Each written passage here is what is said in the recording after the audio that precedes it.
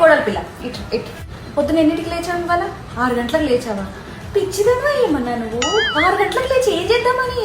చూడమ్మా 6 గంటలకు లేచి రాజ్యాలు వెళ్ళే పని మనం చేయట్లేదు. నువ్వు లేచావనుకో, ఇప్పుడు మీ మామ కోడలు లేచింది లేవు లేవు లేవు అంటాడు, నువ్వు నిద్రపోవు నన్ను నిద్రపోవు.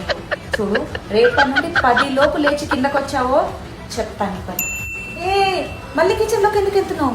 టీ పెడతావా? ఎవరికి? మావాడికా? టీ పెట్టాలి, తిన్న ప్లేట్ తీయాలి, బెడ్ మీద టవల్ ఆరేయాలి, ఇవన్నీ వాడు చేసుకుంటాడు. వాడికి మళ్ళీ అలవాటు చేయకు. ఇదిగో ఇలా నాకు తలనొస్తుంది, కొంచెం టీ పెట్టియండి అని ప్రేమగా వాడు టీ పెడతాడు. వాడే వచ్చి నాకు కూడా ఒక కప్పు పెట్టుకోను. హలో ఏంటి అంత కష్టమైన చీర కట్టుకొని రెడీ అయ్యావు? చుట్టాలు వస్తున్నారనా? వాళ్ళు నిన్ను చూడడానికి వస్తున్నారు, నీ చీరను చూడడానికి కాదు. వెళ్ళి కంఫర్టబుల్గా ఒక చుడిదార్ వేసుకొని రా, లేదంటే నచ్చినది మంచి చీర కట్టుకొని రా. ఇంకో విషయం ఇట్లా చెప్పు, ఇప్పుడు చుట్టాలు వస్తున్నారు కదా, వాళ్ళు అస్సలు మంచోళ్ళు కాదు. వాళ్ళు కావాలని నీకు 100 పనులు చెప్తారు. అన్ని సేవలు చేయాల్సిన అవసరం లేదు. ఏదో ఒక 2 సార్లు టీ పెట్టు. ఏదైనా వెరైటీగా వండమన్నారనుకో, కావాలని దరిద్రంగా వండు. ఇంకోసారి నిన్నేమి కుక్ చేయమన్నారు. చెడ్డ పేరా? నువ్వు ఏం చేసినా, మంచిగా చేసినా చెడ్డగా చేసినా వాళ్ళు మాట్లాడుకునేది అదే, సరేనా?